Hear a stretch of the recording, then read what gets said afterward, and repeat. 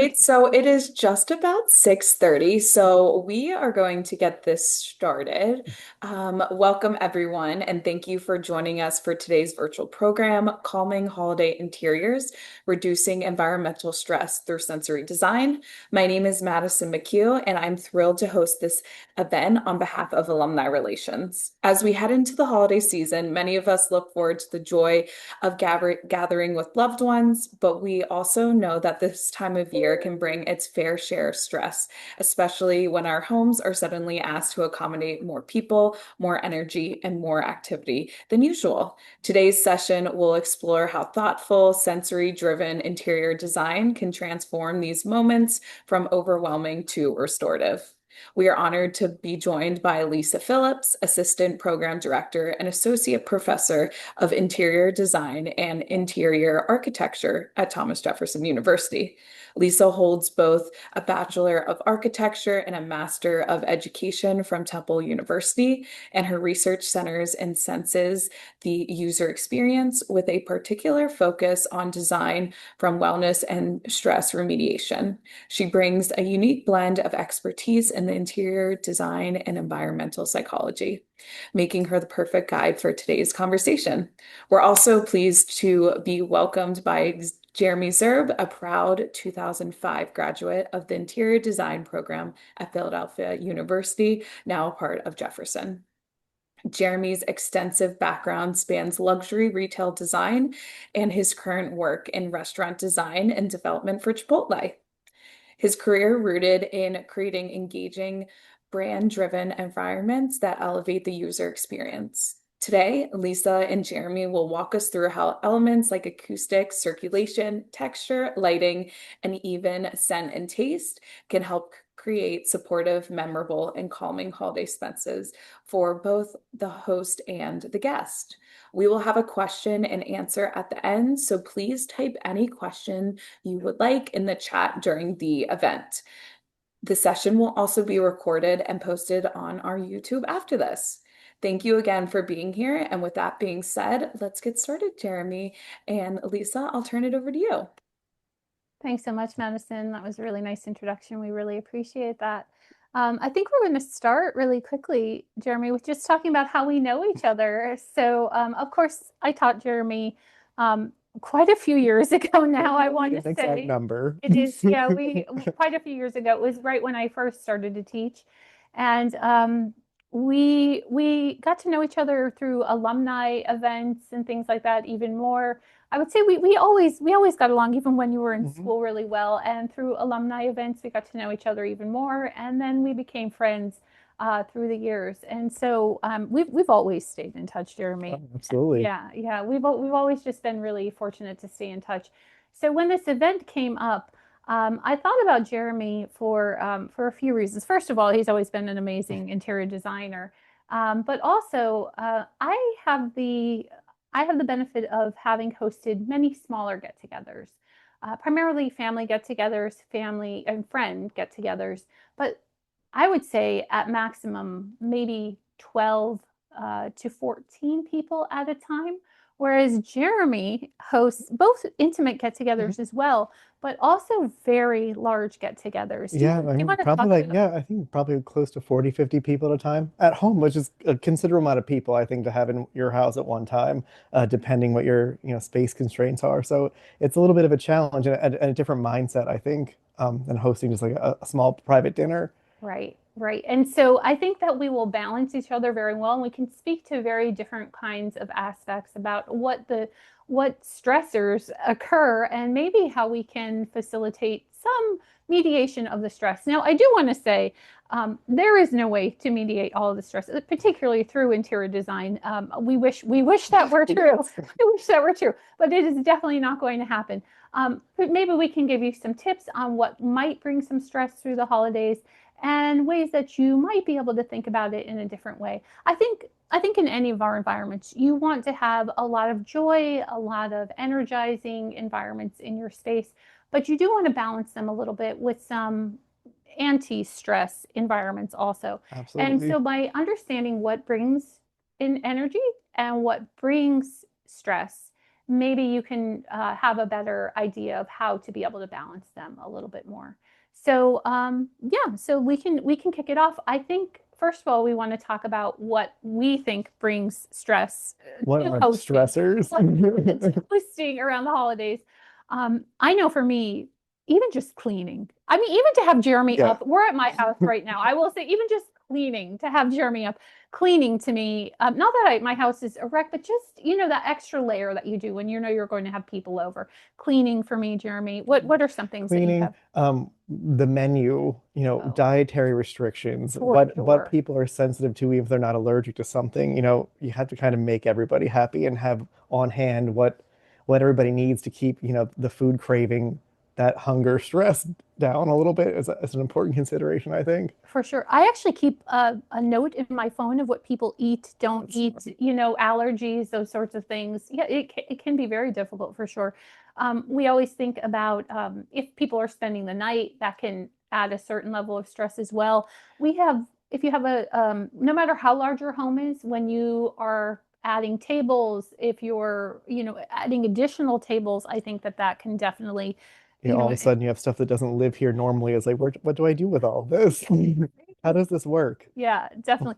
And then of course we have to accommodate family. You might have family that Personalities, lots of big personalities. you want to keep separate from each other. Maybe grandma doesn't get along with Uncle Walter or whatever. So there's those kind of things that maybe again that we can accommodate with interior design, but that bring definite stress to the host for sure. So we're just always thinking about all those things I think that can occur. So we're going to go through each of the senses as we can. And just so you know, a lot of my research deals with sensory design. Interior designers, we're taught in school how to do space planning, how to do more than finishes in furniture, but also how to design with environmental psychology as a strong component of what we do. So we're taught really to understand not just how spaces function, but also how we can make them feel appropriate for whatever activity is going to be occurring in there. So that might mean we want to make them feel either energizing or calming in this case, or they might feel welcoming, or there are different types of moods that might be meant to be felt in this space. So one of the things that we teach often, that I teach often, and other interior designers, is to how to capture those kind of moods by how we design. So that's what we're going to be covering a lot today.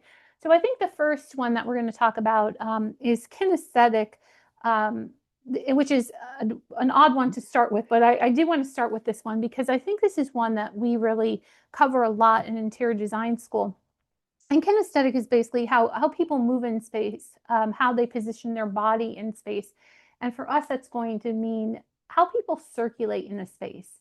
And I'm going to let Jeremy start with this, and only because when you are hosting very large groups of people, it takes some dedication to really think about how you think about how people move through a space. So, Jeremy, do you And I want to talk think about your zoning? Yeah. absolutely, and I think, to preface it, the zoning also translates from a large scale down to a small scale too, because you're thinking at the holidays, especially if you're doing something small in your house. Your house has rooms that are very specific functions, and all of a sudden you might be asking it to do something that's not the designated function that used to be doing. So you might have a living room that all of a sudden has a dining table in it to accommodate more people to have a sit down meal at Thanksgiving. For me, I think it's most important to kind of create zones that reflect obviously what you're doing in them and the types of people that you're going to have occupying each of those spaces. So when I'm doing an event for 30 or 40 people in my house, the kitchen becomes the main hub where the food is, and a perch zone where you're not eating a full meal, but you have those hanger-on people that are at the counter that just want to pick and converse with those people, and that's a whole group. And then it becomes another kind of presentation area where with more of like a presentation of formal food and tiers of things, and that is like a more standing zone with people circulating around and having kind of more casual conversation and engaging with the people at the pecker zone and the nibbling zone at that part, but they kind of go back and forth. Then having a third zone off to the side, maybe more loungy, more sit down for more intimate conversations, and you're sitting down with a plate of food, with a nice drink, and it's a more intimate kind of, one-on-one, two-on-two type situation to kind of create different little moods, little um, I don't know, Mm. little vignettes, I would like to say, Yeah. is what I call it. Yeah. But then it also translates down to like a smaller scale. If you're having something at your own house, and you have a small kitchen, that's your little, everybody's also the flurry of cooking and prep work is happening there. So you have, Oh, for those sure. folks, and that's your zone. And then it comes out to a more formal zone. So it all works, I think. And Yeah. Yeah.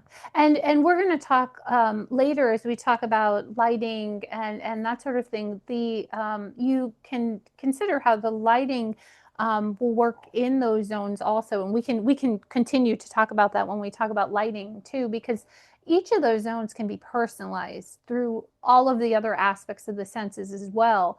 And I think that that's a really important mhm. thing to consider. I've been lucky enough to go to some of Jeremy's parties, and they are really eloquently designed. He's right that one area really will be, you can feel it's more for big group get-togethers. It's more for larger people to chat, and then some do feel much more intimate. So if you kind of want to get together, almost to gossip, I hate to, Yeah. when right, you kind of get together and you sort of want to talk about maybe something you're catching up, and not really to gossip, but to kind of it's a catch up. It's only between two people who haven't seen each other for a while, right? It's sort of that kind of a zone where it does, you've set that up very nicely. So it's a quick little catch up for people who maybe you do feel like it's only for one or two, like just about two people to And get then there's the together. real gossip area, like with the porch where the cooler is with the drinks outside, where it's like we got to go outside and have a moment and close the sliding door, and you're standing outside. But I mean, it's spaces that most people have in their houses, and they have these little specific functions when you transform your regular home into this little entertaining hub for an afternoon. Um, and it's critical. I mean, we talked about those family disagreements. That Yeah, that little ice box outdoor drink area is definitely yeah. needed. Now everyone wants to get invited to one of Jeremy's Yeah. parties. I know. It is very fun. And I want to say again, as Jeremy noted, these do translate to smaller get-togethers as well. So if you have a work zone, it's some of if you have a small kitchen or something. Oh my gosh, I've lived in really really tiny houses that have like this really small space, and you're trying to get your turkey out. You're trying, oh my goodness, right? And people are trying to come into your refrigerator. So what you can do is you can even arrange a cooler that's outside the work zone or something like that. You try to get people outside your work zone so that you don't have them interfering in your area where you're trying to prepare. I think that's really important. Just understanding where people are going to be walking, like where are they going to be dropping off their coats? And trying to make that be in an area that's outside your work zone is really, really important, I think.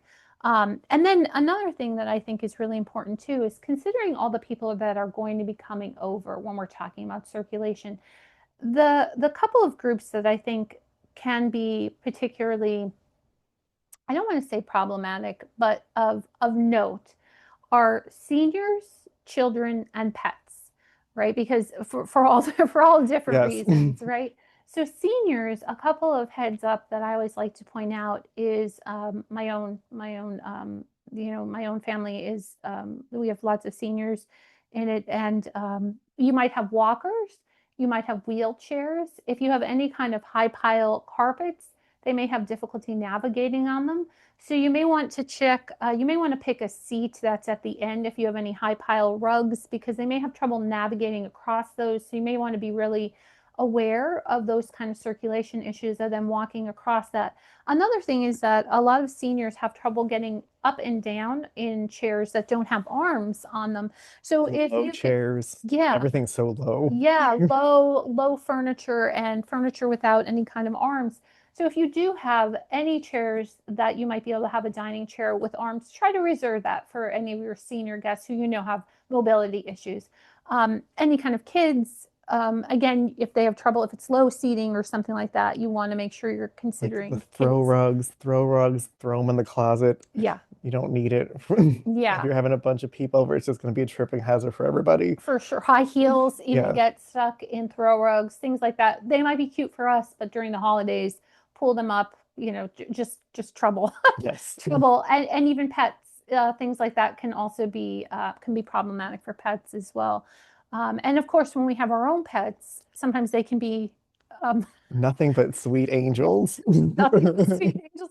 Of course, they're going to be more, I would say, they are going to have more trouble because more stimulation with more people around, even our own pets. And if people bring pets, that just will rile up more sometimes. So yeah, just be prepared for that as well. But anything else to add to our kinesthetic sense? I don't think so. I mean, I think also just kind of have a good editing eye for what if you're transforming some of your rooms a little bit from how they function on your normal day-to-day basis. Don't be afraid to get rid of extra stuff and just throw it in the closet. Like edit the space down, So true.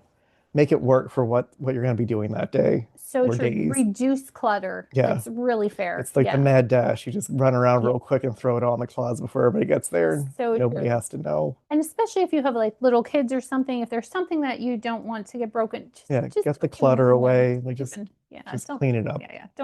Yeah, that way you don't even have to worry. Yeah, and I think that the next one that we'll go to will be smells, which is we have some interactive things for smells, Jeremy. So there's two different kind of smells you can go with. You can go with smells that are really calming for the holidays, and you can go with some that are a little more energizing. I think we're going to focus on some of the more calming smells, but we do want to talk Do we want to talk when about placement of smells first? Because we I think that do. might be We a do. start. We do want to talk about placement, and we also want a heads up on this also, because smells can be, there are a couple of your friends and family members that might come over that have allergies or also smell sensitivities. I myself get migraines. I don't have heavy smell sensitivities, but some migraine sufferers do. So just a heads up to some people, just be a little aware of people with sensitivities and allergies to smell. So that's one first thing. And then I placement. think Jeremy, do you placement, want because to I talk think, about yeah, placement a because I little bit? think, obviously most of the holidays focus around food. So you want to highlight that as, I want to smell the turkey. I want to smell all the good smells of the holiday cooking. But I think there's a real opportunity to create touch point areas with smell in your house. I don't think it's a good practice to, set your little candle burner in the corner of one of the big rooms and just let it permeate everywhere. I kind of like to create a little bit of like a scent story at home. So like I have a scent that I like people to smell when they walk in the front door, and then you don't smell it again. Like it's in that area, and then you leave and it's not there. The bathroom is like a nice little touch The point. And like bathroom. and while we're in there, not necessarily yeah, Bathroom. and I not love a good necessarily a smell thing, but like a bathroom's like a nice little moment that you have for your guests. Like so, yeah. get a little hand towel, like make it a nice little calming Yes. moment that I go in the bathroom and I collect myself and I smell something good and I walk back out into the madness of the I holidays. completely agree. The bathroom is such a great opportunity for that. Yeah.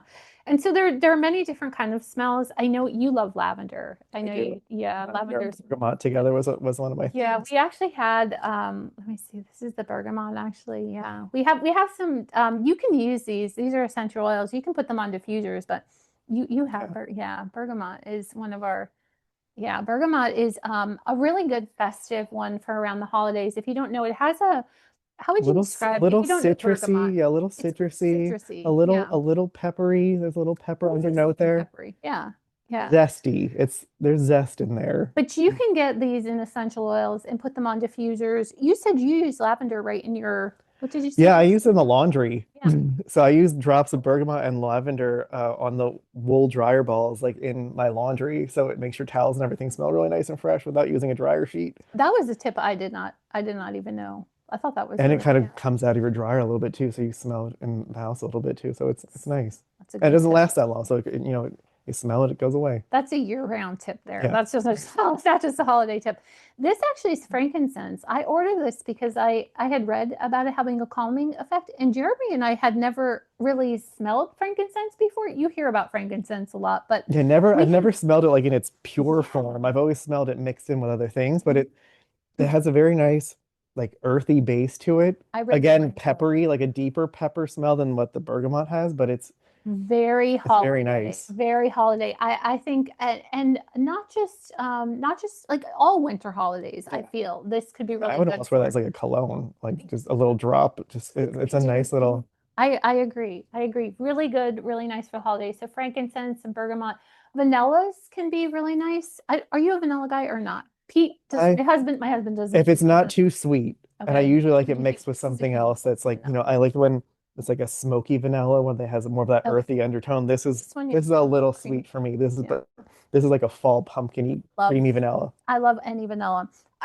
Vanilla is a very polarizing scent. Yeah, some people do not like it. I happen to really like it a lot. Yeah, it just depends. Cinnamon. Now, Jeremy traditionally has said he does not like cinnamon, typically the ground kind. Ground kind from what we've smelled, this is a lot less Yeah, pungent, I would say, and then a ground cinnamon. if you use cinnamon in its more pure form, like a cinnamon stick, it is not as pungent. You had mentioned about making kind of Yeah, like a cinnamon. spice ornament where you like use ground cinnamon and cloves and nutmeg, and it creates like a fragrant ornament that you can put in your tree that Yeah, you get a little bit of scent and it throughout the was season. too cinnamony for you. Yeah, it's like very, very like nose burning. You like this though. You Yeah, like the sticks. it's very soft. It's a much, if that's like a way to describe a smell, it's a softer cinnamon than Yeah, like a ground cinnamon from a spice jar. I agree. So if you feel the same way about cinnamon, you might try the cinnamon sticks. They might be a little bit less. Yeah, that like in a little bowl, like in Yeah, somewhere, like just a little hint of something, not for sure. overpowering, so you're For not getting sure. a headache. Yeah, for sure. And then there's a bunch of other ones too. You can sandalwood is another one that you can use as well. And then in terms of energizing, that are still, I would say they're still calming. You can do like a peppermint, and I don't have anything to smell for that. You can do citrus. Citrus Yeah, is actually yeah, oranges are great. yeah.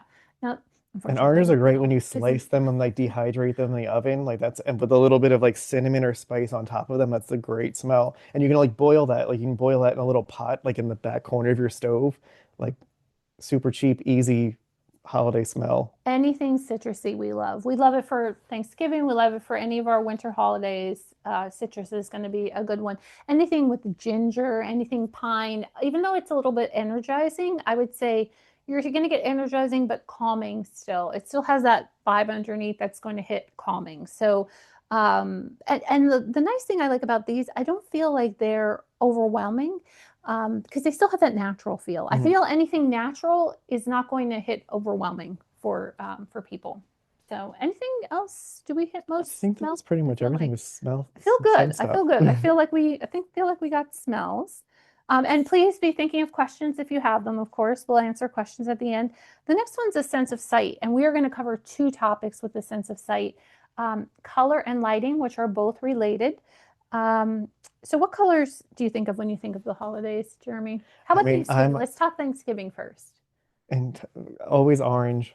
Okay, orange. Our sunset colors is the theme. Yeah, I think that's the Thanksgiving color palette to me. Winter holidays.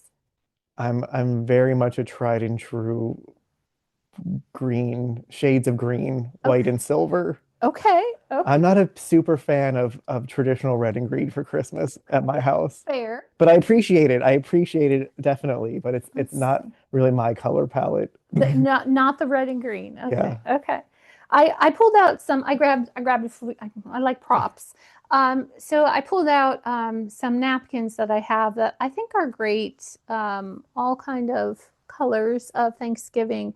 So Thanksgiving is are a lot of colors. You can go those oranges. You can go all different color of greens, the browns, but also a little bit of yellow too. They're all those fall colors, right? So I feel like I feel like these colors, nothing about them feels incredibly stressful to me. So if we think about color psychology, if any of you know anything about color psychology talks about what each color means and whether or not they're energizing. They make us feel a certain kind of way, certain emotions. So usually when colors are as saturated as this, they are not don't tend to be incredibly energizing. So energizing colors tend to be very bright colors. Something like red or a bright orange Right. might like safety Yeah, safety safety orange, orange. not pumpkin orange. Like there's pumpkin orange and then there's safety orange. The oranges we use around Thanksgiving don't tend You know, towards even this, and that. this is a bright, red orange, I would say, but Still not it's not energizing. jarring to me. Like No, this feels like a warm hug. no. No, for sure. And even, I mean, this is a little more towards the energy, but it's more maroony kind of. So it doesn't, it's still warmer. It's And it's a get natural warmer. color of this time of year, so Yeah. it's not foreign for you to see. Like you naturally respond to it in a positive way. I agree. It doesn't, I think when, especially if it's just a tiny bit, if it's an accent instead of you see it in a lot of places, it's not going to overstimulate. And that's really important, I think, when you talk about colors. The amount that you use them is really, I think, key. If it's a tiny little accent in little places, it's not so much. So when we think about the Thanksgiving, I think is not a trigger in terms of colors generally, Right. generally. Now, when we think about our winter holidays, when we think about Christmas, the traditional colors, and you said you don't use them. I grabbed these table runners because, our Christmas colors, the bright red is a very energizing color. So we're going to talk a little bit about the bright reds. Kwanzaa, same. We have Kwanzaa will have the same kind of colors. We have the bright red is often used in Kwanzaa. So both Kwanzaa and Christmas both have those very bright reds that are used. Now Hanukkah, blue, all nice and calming. The Hanukkah's all nice and blue. The Hanukkahs it tends to be blues, silvers, even some golds, Yeah, whites. white. Nothing triggering. Yeah, it's very calming, Yeah, it is a calming super color color. combo. So yeah, nothing too triggering in the color psychology there. But I do want to talk a little bit about how we handle the really bright reds going on in these two. So when you have these really bright reds, they are very traditional, they can be very nostalgic because you have all these traditions that are associated with them. So definitely use them for sure. Use them Mhm. because it would be a shame not to. But the thing is that be cautious where and in how much of an amount that you do use them. Some ideas, and you said that would you use a softer tone of them, Jeremy, or use Yeah, I mean, I'll use, or I'll just use it very sparingly and very accents? much as an accent. Like with the Reddit, I want somebody to look at whatever I'm doing there. Or I feel like if you use it a lot in, um, one place, it kind of deadens the intensity of it, if that makes any sense. Like if you see like a giant bouquet of like red berries, like it's the amount of it, the quantity of it, like lessens the intensity of it to me, if that makes sense. That's interesting. So Yeah. it's so much. It kind of Yeah, it kind of just like makes it not as important anymore. Like there's just so much of it it's, there. it almost draws your eye. Well, that Yeah, does make sense actually. It draws your eye to that area, and then that's what you focus yeah. on. That does make sense actually. Like lots of red all over is a lot more jarring, whereas one giant Right. moment of red is different. No, It's just it's a bigger impact and you're not all over. that is completely fair. No, I totally agree. I agree with Jeremy absolutely on that. The other thing I was going to say, I brought up my little owl, and I have a couple. I think I have a couple of instances of this, but I just brought him out really quickly because another thing you can do is you can accent with some neutrals. He happened to be the little one I found when I was digging through my holiday garb, but when you have this really kind of bright color, you can always pull in some neutrals, some browns, some grays, or whatever to accentuate around it if you do want to use some really bright reds. Again, um, we're talking about when you have guests over. We're not talking about go to town, go crazy in the areas where you want to live and be. We're talking about when guests are over because you can really overstimulate people in the area where you're having, if you have 20 people in one room, that's already really tiny. Be cautious how much of the brights that you're using in that room. That's all we're cautioning. But yeah, if it's just you in a room and you want to go to town with the bright red, feel And back free to that to. kind of size conversation, like be mindful of the scale of what you're trying to do. Yeah, Like, do you need to do a lot of smaller things? Like that can be impactful on its own, or do you do one larger thing, depending on how you're hosting and right. what you're trying to do with the guests in your house? Yeah. Also, larger one moment things usually are less work. Solid. Like Go for throw it it. out and call it a day. Go, go Big for it. moment, Got it. Many shot. Go for easier stuff. And this is going to actually lead into lighting because and this is a little bit Jeremy and I both like lighting. So we're going to talk about that No for overhead lights. well, yeah, and If at all possible. Overhead lights only in the prep kitchen area only. or on dimmer if you're On going to, dimmers, yeah, yeah. dimmer is great. We like layers of light. So Electricity is not hard in your home. Like doing your own dimmer switch is actually not that hard if you watch a YouTube video. yeah, yeah, dimmer. We love a dimmer. So the thing that's really important when you think about lighting, again, it goes back to your ideas of zoning, but also the thing you really want to think about is the brighter the room, the more energizing. Now, this can be good or bad. Again, you want to think when you have people over for the holidays, are you trying to make people energized? Or are you trying to stimulate conversation? If so, maybe you do want a little more light. You don't want people to go to sleep either, right? So Right. you do. But if you are trying to keep it a little calmer, a little bit more, you might want to bring down the lighting a little bit. You might want to be a little moody with it.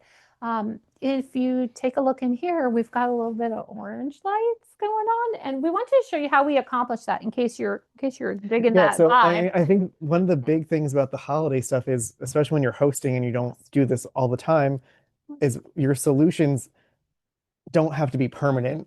Yeah, So like you're not going to go put recessed lights in a house when you have people coming over. Like you have to kind of get creative. And it's like, oh, how many lights can I have? How many lamps do I need? Like I use these. This is a little trick. They're color changing floodlights that you can get on Amazon. You can get all, and there's a whole bunch of different types, but that's what's in these corners. And you just run them on your phone. It basically is unlimited color spectrum, so you can pick whatever color you want, even whites and off whites and whatever. And you just shine it into corners indirectly, and it just creates a glow. If we turned off the rest of the lights in this room that we have just to light us for this video, I would just have these on, and it's a very warm, cozy. It would be a great place for us to just sit here and have a conversation without direct lights, right. shining in your eyes. I think it's a really, you know, easy way to create, very impactful lighting effects in your own house. You can throw this behind your sofa. You can, put it under a table. You can put it all kinds of different places. Jeremy, what would someone look up? Like, what would they search I think it's online? just like LED color change floodlight. Oh, great. Yeah. But you can also get the same thing like in the LED tape that you have for like under cabinet lights. Like that does the same thing. You can, lay that under a piece of furniture, you know, just under lighting of things. It just creates a lot. Also for like if you need to light areas for people to walk that aren't necessarily the best lit things. And this is like inside and outside, Mhm. make sure people can see where they're walking. For sure. That's Nobody needs a trip to definitely the emergency room. yeah, for sure, for sure. And so, and it also goes back to, whether or not you pick, I know everyone has an opinion on this, whether or not you pick white Christmas tree lights or, Or white colored, only. colored. If you pick colored, there's a reason you pick colored. Most people pick colored because they're nostalgic, right? So there's reasons that you pick both. And the colored lights are more, they're more energizing. They are more energizing, but they're more nostalgic. So pick whichever ones you like for sure. But they are definitely more energizing if you are choosing the colorful ones for sure. And I Um, think colored light too around food is not the best. I would say try to stick to a more white lights when you're doing more food centric space for sure. Yeah. stuff. You never use these lights near the food. You always have them in like your It's always living like in a corner, it's spaces. always For somewhere sure. else Yeah, away from things. Like for just sure. keep the food simple and Yeah. clean. For sure. And I think that that's really important. So yeah, that's basically the wider lights are more cozy anyway in general, like a wider light. And pay attention to color temperature. Yeah. Oh yeah. Oh, yellow light is Yeah, yeah, you I want should say something like yellow light's definitely the coziest. yeah. Yeah, I mean, if you're at Home Depot or Lowe's, you want to look at something that's, 2700 Kelvin on the scale. Anything, above 3 for me is because you can do 3 like more in the kitchen, more task area, but once you're at 3500 or above, like stay away. It's too blue, too bright. I agree. And if you're not familiar with kelvins, it basically means how the Kelvin scale goes from white, like from yellow light, sorry, to blue light.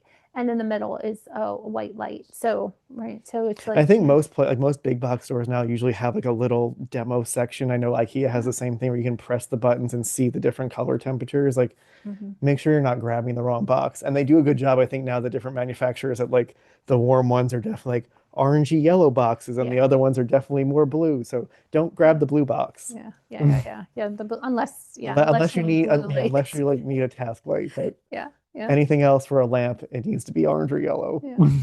I think so. Yeah. We are moving on to taste. We have three senses left in about 10 minutes. I think these are faster, so I think we're on Yeah, schedule. We're doing great. So we can't, of course, discuss the holidays without discussing taste. So there are several foods that are known to be a little more calming. I'm not talking about alcohol, of course, because of course that's calming, but we don't want to apply our guests with just alcohol to be calming.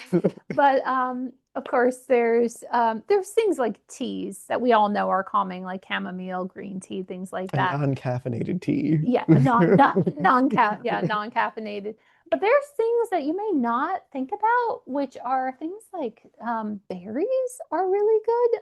Both kind of berries, strawberry. Well, not there's lots of kind of berries, but strawberries and blueberries. I don't know if you want to partake. Okay, you're Go good with a right now. berry right Okay. now. Yeah, but strawberries and blueberries are both kind of really good for. I'm actually going to take a blueberry. But strawberries and blueberries are both excellent for, they're good antioxidants, that kind of thing. So they're great. And I'm going to reach over here. Any kind of dark chocolate. So I know you're not a dark chocolate I'm not a fan. dog. I like any kind of chocolate. I'm not going to lie. I'm not going to have a piece right now. Any kind of chocolate that is 70% cacao or more is known to have a calming effect. So if you're a dark chocolate fan, Take break the it edge up, off. use it in your cooking. Again, this will just, again, anything that has a slight effect, why not use it? Say, if it were me, dark I think just chocolate having and the dark berries. chocolate and the berries around in general, like as an option to not, I mean, there's so much sweet stuff around the holidays, Right, which naturally puts you on craziness mode anyway. To right. have an option to like not grab the cookie, like, all right, it's Christmas, I'm gonna have a strawberry, like wah wah, but it helps take the edge off, I think, a little bit. It's And it's filling, there's fiber in that strawberry. It makes you feel full. strawberries. I mean, this to me would not be wah You like can always put the it's strawberries in chocolate if you have to. It's wonderful. And also other things, any kind of peppermint or anything like that. Although again, kind of energizing. Peppermint is known to be very it's calming. Peppermint has a calming effect on us. Again, always you think of peppermint as energizing, but again, it's But like a energizing, peppermint but tea. peppermint tea for sure. For sure. So things like that. Also, Um, just the ritual of it too, like slows you down. yeah, Like having a mint slows you down. Having a cup of tea like so true. slows the action down. It's so So if true. somebody's out of hand, give them a cup of tea and sit them in a corner with a warm light. Someone's out of hand. I love that. Someone's out of hand. Bananas are another fruit that is also known to kind of have lots of good properties of being calming. And then our citrus again, which I know my poor little orange, my mandarin fell on the floor. It fell on the floor. Sorry about that. But any kind of citruses are also known to be a calming kind of um, kind of a fruit as well. And of course, I know you always joke about the turkey.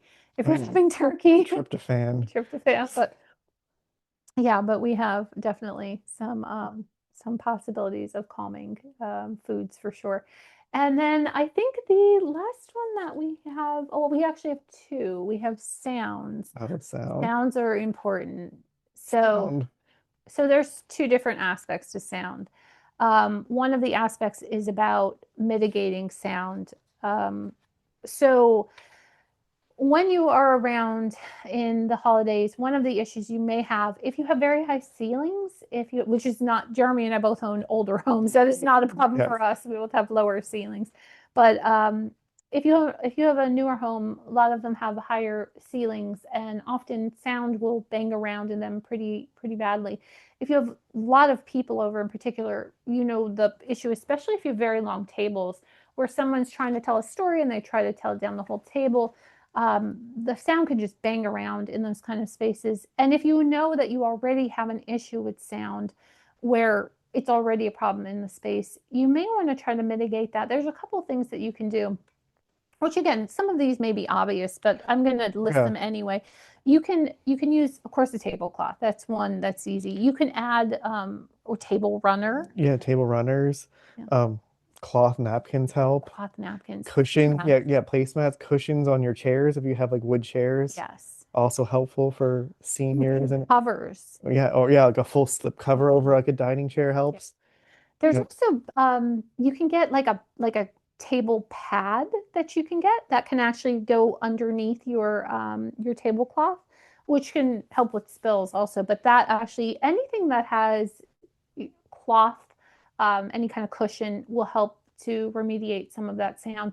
The and other helps with serving stuff too, not just but the heat. Because a lot of people It's don't true. always know like hot dishes on like a wood tabletop can ruin things real Yeah. fast.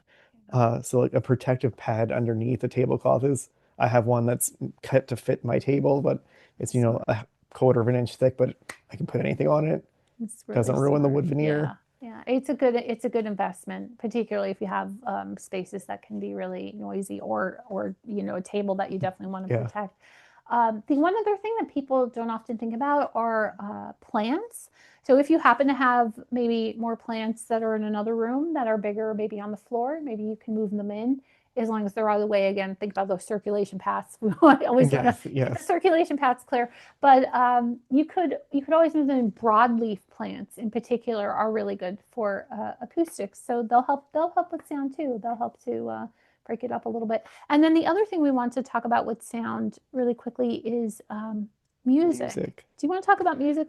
I I know mean, you're better with it than I am. I mean, yeah, I'm a I mean, resident DJ at my own house. I But know. I mean, I think I'm a big proponent of mostly nonverbal music just I because I agree. find words distracting. But it's kind of tricky at Christmas because everybody has the favorite songs. Everyone wants to sing All I Want for Christmas Is You by For Mariah sure. Carey at the top of their lungs. So I get it. But, just curate the music to the function and the timing of like what's happening. So maybe when everybody's sitting down to dinner, it's a little bit more background instrumental jazz, and then when everybody's doing presents or hanging out, like it becomes a different, more lively, spirited playlist. I think that that's and if you learn nothing else from Jeremy and I think that that's really it, is that you want to curtail it towards the mood you're trying to set. So when you are going towards a little more energetic of the vibe, you can tend to spruce it up a little bit. But when you are, um, sometimes you're trying to, that it's going to be a little bit more like too crazy. And Excuse me, placement and of you where put it in is, like, put it in the corners with your floodlights in the living room, and you can have it in the background there. Keep it away from, the dining table, or keep it away from, the perching zone where everybody's kind of in the kitchen. There's already a lot of noise and activity happening. You don't need people screaming over yeah. a Christmas playlist in the background. Yeah, and watch Um, you right. Watch the volume for yeah. sure. I think And it that's kind of really good. actually, I seem to think that it kind of leads people to certain places. So some people want to hear it, some people don't. So the groups Yeah, separate, you kind of migrating around the rooms. yeah, yeah. And might like certain kind of music's better or worse. Yeah, for sure. But yeah, it definitely can be. Some people love. I mean, some people love to have it on when it's yeah when they're eating. So I think Yeah. it can be a really good thing. And then I think the last thing we want to talk about is the sense of touch. That's our sixth sense in the whole series.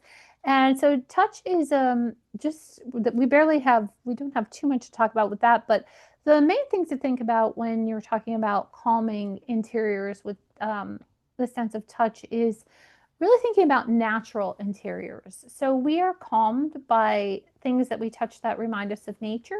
So things like wood. I actually brought, and again, Jeremy, I know you and I share our passion for woods. We both are really obsessed. This is just a little, kind of cutting board or charcuterie board, and um, anything that's wood that you put out is going to give us this, kind of a natural vibe that might be a nice contrast if you have, say, a marble countertop or something, and you put down something nice in wood. Again, it also helps a little bit with acoustics. Even something like this will help with acoustics. If you have a lot of hard, even harder surfaces, the textures will help. Things like this, leathers, If you have things like bamboos, Fur, anything, anything fur. cozy, guys. I drape like I don't know if you noticed in my kitchen, I have a throw over the back of one of my kitchen chairs. So anything like that, I mean, even this get too, texture like it's for sure. and For it's sure. also acoustic. You're getting a lot of acoustical properties out Yeah, of that. And also, in addition to like the touch, the weight of like a chunky knit is comforting, it's soothing, it's, for you know, the sure. weighted blanket effect, like throw it on somebody and calm them down on the sofa after dinner if the Wait. conversation gets too hot, just throw it on them. Yeah, yeah, yeah. Yeah, yeah, yeah. And You it's need some really peppermint tea and a weighted blanket immediately. I think one of the things that interior designers will always tell you is that it's always lovely to have a variety of textures. So, like you can see, we talk about things like this as like slicks, right? So leathers, things like this are slicks, and then these are really textural. So there's different kind of textures. Things like this are nubbies, and then things like this are highly textured. So when you see a variety of textures around too, you've got fuzzies, like the fuzzy, that's a fuzzy that you see over there. When you see a variety of textures, it gives us different things to look at. When things are too monotonous in a space, when they're all too slick or they're all too fuzzy or they're all one thing, they kind of blend together. So when you see variety, our eye is delighted, I think. And so yeah, it gives us it's like a little bit of magic in a space. I've always tried to strive for that, giving a little bit of variety in spaces. Yeah. Absolutely. And I think the natural part of this stuff too is important. You know, everybody, the convenience of all this faux stuff is, Yeah. nothing to shake a stick at because it makes it a lot easier for doing this stuff.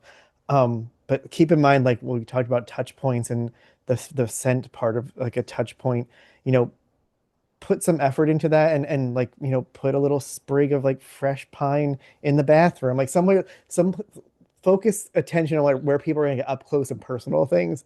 Don't waste a lot of effort on an overall thing. Like go to those touch points and put some effort to make it really feel special and a moment for people. I agree.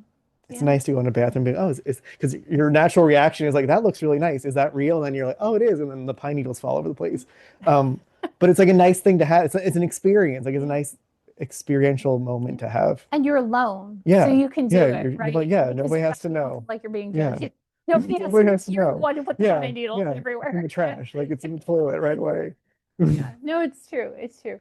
And again, I think that's as a host what you're doing. And again, of course, we're adding stress to the host, but I think, That yeah, given. yeah, that is a given. Yes. But and so I think it does truly come down to balance is that we are thinking, I think if you know what the stress, if you know what the energizing elements are, if you know what the calming elements are, again, you don't want a space that's dead calm. You don't want a space that's too energizing. So it's You don't all want to be about this. bored. It's about balance. It's about making it be a space everyone can feel comfortable in. It's just about nice balance. So yeah, I think we're right about on time, Madison. I think we're close. Yeah, We went a few minutes absolutely. Thank over. you guys. That was awesome. We do have a few questions if we have time. Yeah. So the first one in the chat is, what is the anticipated effect of soft ambient lighting versus overhead lighting? What is it? Soft, Like soft. ambient soft lighting versus like an overhead light source, Yes. Yeah. like kind of. Okay, I yeah. mean, I think What's the effect impact on that? I mean, I can tell you right now because I have two bright lights right in my eye that like are keeping me up at night right now all night long. I mean, I think getting the light source out of your like the view of your eye like just naturally calms you down. It's just like a natural thing. I don't even know how to Yeah. describe it in a way more than that. Yeah. Like keeping the light sources, I think, lower too, just helps. I'm sure there's some scientific thing behind it. Just like how when this gets dark outside, you start to get tired. Like it, Well, it's really funny you say this because I am there's big light people and non-big light people, and oddly, I'm a big light person, and it's very rare that I know it's very rare I am a big light person. So I don't know if there's any science to this, but someone else who is one of my students in interior design is a big light person too. And we both realize we have astigmatism. And we're wondering, I want if there's anyone who is if there's anyone who's an Oh, eye I have a doctor. slight astigmatism Do you, too, but I don't but know if you're maybe not. so I guess Maybe I that's will not say it. Maybe this. that's No, not it. honestly, I Maybe, I have think astigmatism and I think I'm a big light person. You might have oh, just cracked the code. wait. so. I will Oh, say that's I don't. I'm not. fascinating. This isn't all about me. I don't think it's necessarily an issue to have a big light on, but you want the light to be diffused. I think diffused is the key word here. For If sure. you're doing something overhead, like you can have the biggest, you can have the sun in your living room for all I care, as long as it's diffused Dim and softer, and you're not something. and not seeing the light source. I think is a big thing for me. I Or if you are seeing a light source, it's like a yeah. frosted light, like a frosted candelabra bulb on a chandelier. Yeah. Or Yeah. like if it's a crystal chandelier, just saying this out loud, like, but the light sources are like behind the crystal, so you're not directly seeing that light, I think is what is the calming effect. The brightness of the bulb to me is what is like jarring. I I I agree. I agree. And I do think, I mean, it is funny about the overhead So light. there, that's another win for the dimmer. Yeah. Overhead light, get it on a dimmer. Yeah. And sometimes we have Or just change the choice. wattage. Be Sometimes we aware have of the no choice wattage of your though. bulbs. You don't have to be 100 watts, it can be 40. That's very true. But sometimes you have no choice. If you only have an overhead light, you just have an overhead light. Like sometimes you're not going to change out all your Save bulbs the when full you do. power overhead light when you want everybody to go home. It's like the party is over and you flip it on and the lights have come up in the club and Well, that everybody did sees kind of tie everybody for who into they are and another it's time to question go we home. have. It's Wait, what is it? Go ahead. so What's that kind the of ties into another question that we okay? have. What design cues can you use to kind of just see when guests are ready to leave?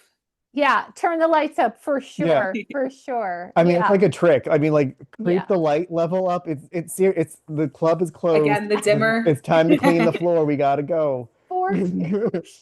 I mean, yeah, Yeah. yeah, yeah, yeah.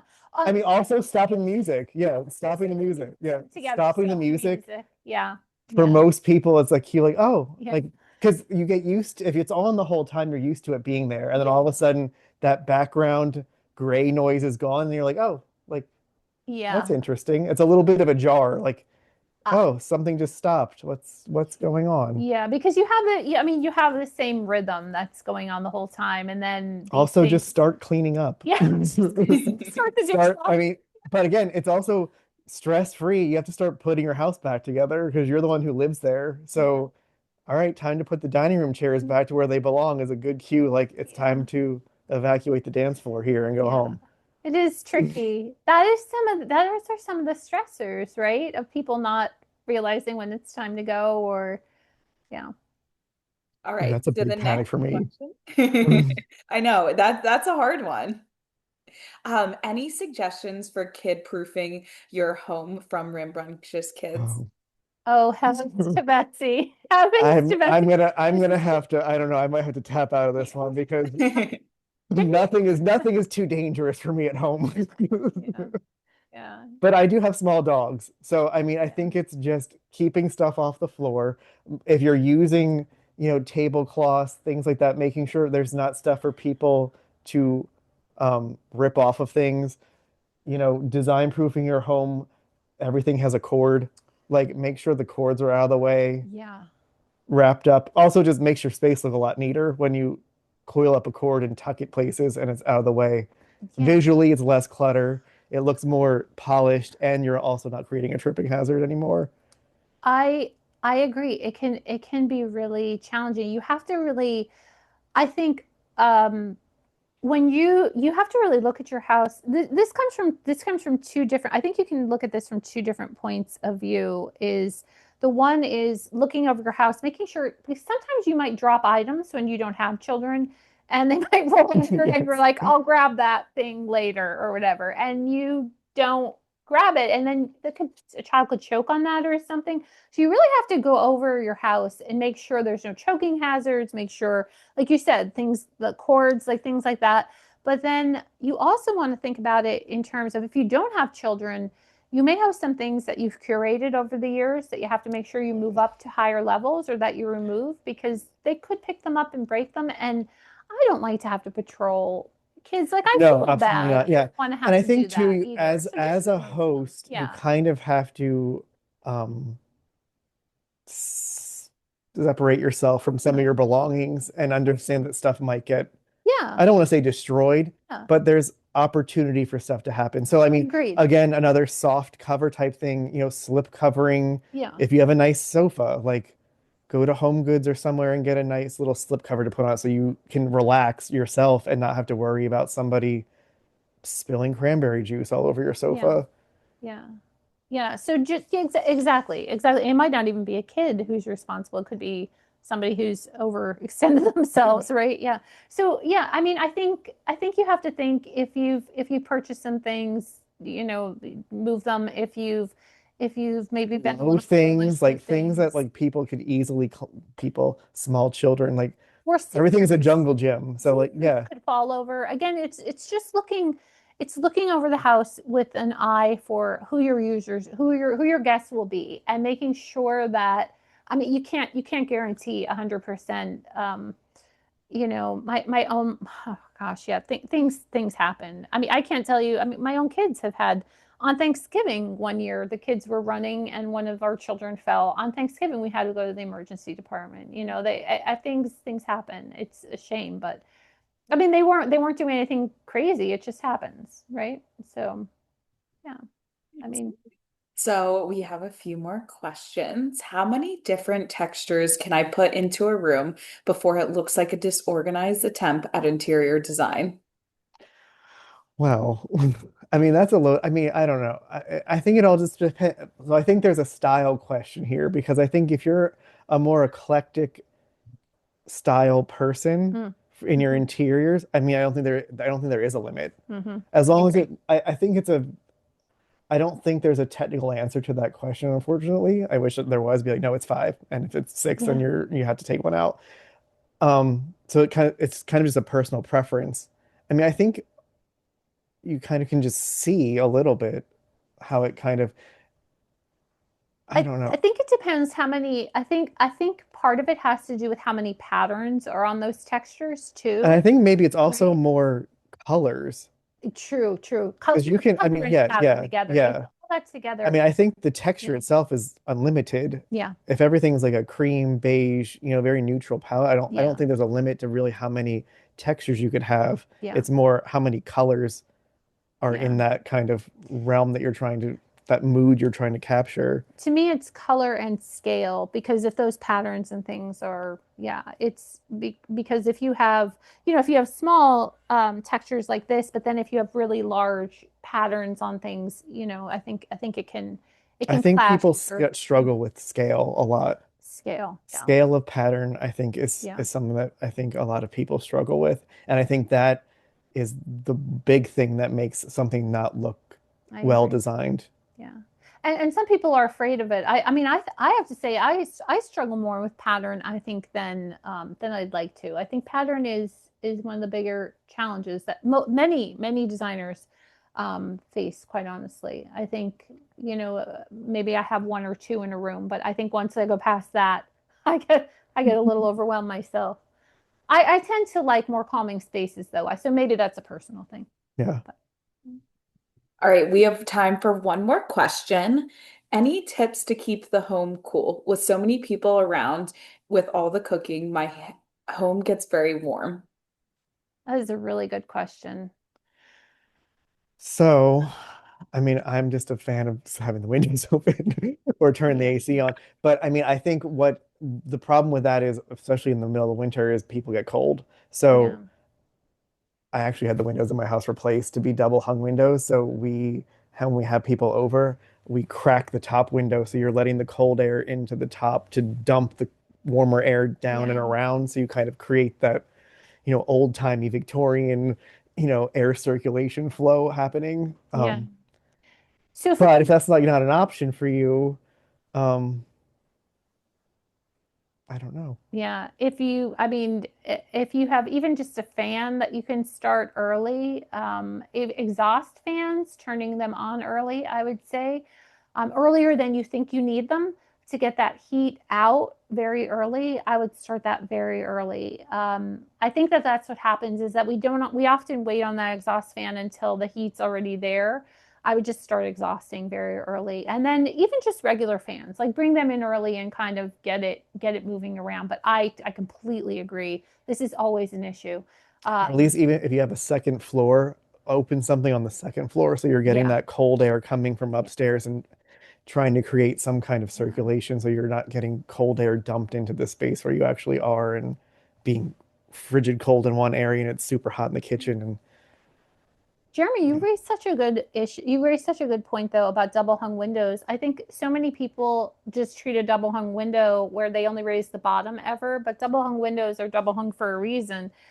They're purposely meant to, ideally, I mean, Jeremy and I are, this is the width of our house. Again, Jeremy and I both old, as I mentioned, the old houses, and they were originally meant to put the bottom part open on one side, the way the wind's blowing, and then to lower the top on the other side so that the air came in low where it's coming in, and then when the air rose, it would go out the other side. So you weren't meant to just raise both the bottoms. You were meant to use it in a way that you were, that's why both sides work, right? So Jeremy's saying that he's lowering that top is actually really smart because he's getting that air that's hot up at the top out. So he's not necessarily making his guests feel cold with the cold air. He's getting the hot air out. So Because for me, it's all about the ambiance. So I have an yeah. oversized gas fireplace that puts out way too much heat, and I refuse to turn it off when there's 40 people at my event. So you have to like open the window. So I open the window right next to it, so the hot air is going up and out, hopefully, so I can at least have this on Yeah. as an ambiance thing because it's a lighting level thing. It's a cozy thing. It's all about the look. Yeah. And People sometimes can you get sweat. gusty wind and you don't want that coming in at your, at the person's level. So And that's, also, and to me, it's also a safety thing yeah, because I have small pets that climb up on the windowsill, and if I'm opening the top, they can't fall out and die. yeah, definitely. Do not want that. Do not. He has adorable dogs. Do not want that. Well, thank you guys so much. This was a really awesome panel, and thank you everyone for attending. We're going to have more online events coming in the future, so be sure to check out our website. But this is going to be posted on our YouTube, so if you missed anything, you want to look back into the notes, go ahead and check it out. Thank you so much. Thank you. Thank you Thank for you so attending. Yep. much. Happy Thank you. holidays. Yep. Happy holidays. Bye bye.